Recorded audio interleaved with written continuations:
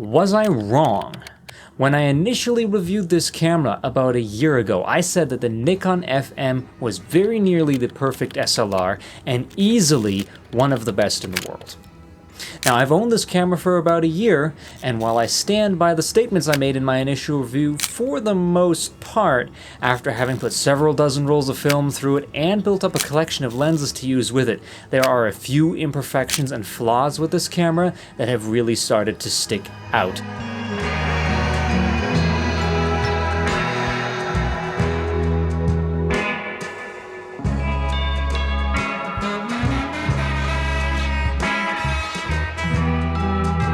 Before I get into some of the issues that I've had with this camera, I want to cover some of the things about this camera that I loved initially and still absolutely love now, 12 months later. Starting off with the Fold Away AI tab. The ability to natively use pre-AI lenses as well as AI lenses on this camera is something that I absolutely love about it. There are a few SLRs that came later than this camera that were able to be natively compatible with pre-AI lenses thanks to a similar folding away AI tab design, but these were much bigger, and this one was the only one that is a fully mechanical camera and the only one that was part of the Nikon FM line. The next point that I want to touch on, and something that I've started to use quite a bit over the last couple of months experimenting around with long exposure photography, is the fact that the automatic timer is actually useful. When you set the timer on this camera to go off on its own, you just pull the tab down and then you press the shutter release to trigger it. And it has a usable amount of time in between starting the self-timer and actually the picture being taken.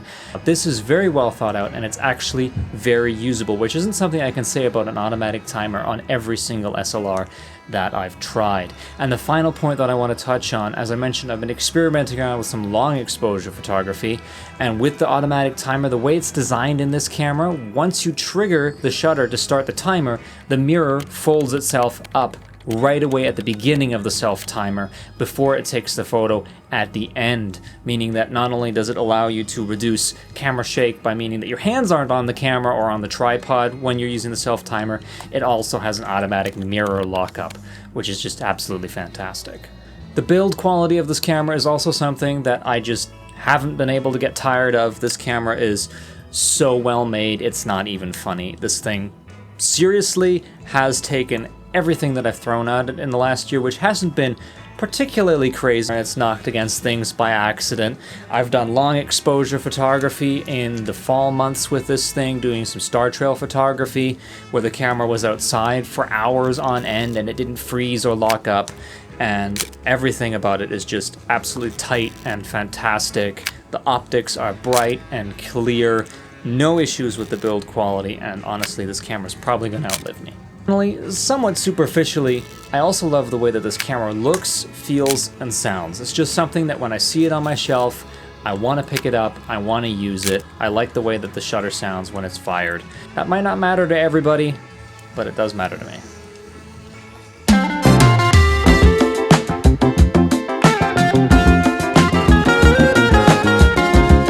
Over the past year, I've encountered a few flaws, including some things that I initially praised that I've grown to dislike. I wouldn't necessarily call any of these things deal breakers per se, but there's certainly something that I haven't been able to easily just overlook and ignore.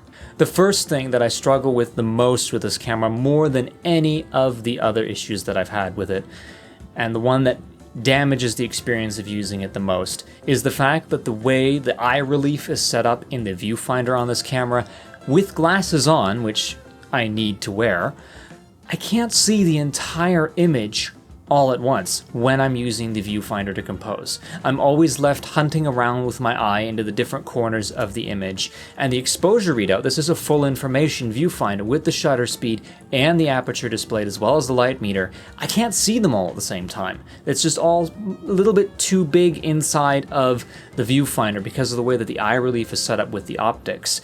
Compare that to, for example, a camera that I really like using as well, the Pentax MX, where even with glasses on, the way that that viewfinder is set up, I can see the entire frame as well as my aperture, shutter speed, and light meter no problem. That's something that I've struggled with quite a bit with the Nikon FM. The next thing that I want to talk about, and this was something that I also initially praised, was the way that the shutter on this camera locks. Now this is something that has actually caused me to miss photographs that I wanted to take. I have a medium telephoto, a 200mm Nikkor lens that I like to use with this, and for some short-range bird photography, I like doing that on film just for fun. But the way that the shutter lock is set up, in order to activate the shutter, you have to switch the lock, which isn't that much, but you also have to then pull out the film advance to its first position in order to activate the light meter. And that's just two separate, slightly fiddly motions. So taking the camera from fully locked with the light meter off to on and ready to shoot has just been a little bit fiddly, and it's caused me to miss a few photographs, especially when doing bird photography or just even of kids, family around, and that's not brilliant. Later versions of the FM, as I understand it, incorporated the shutter lock into the first position of the film advance, which also turned on the light meter, and I think that's just a better design.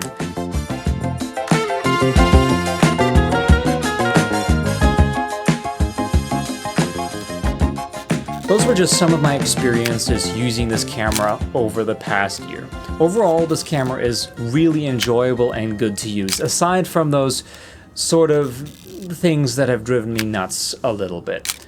They haven't broken my relationship with this camera. I'm not going to be selling it and getting rid of it. I still absolutely love shooting it, and I wouldn't hesitate to recommend it to anyone. But if anyone is looking at the FM series of cameras, maybe look towards the FM2 or the FM3 if you can even get one of those brand new in the box. The FM3A is actually a hybrid mechanical camera. For now, I'm going to keep this camera. I still love using it. It's still one of my favorite SLRs ever made. I'm just not sure that it deserves the title of perfect.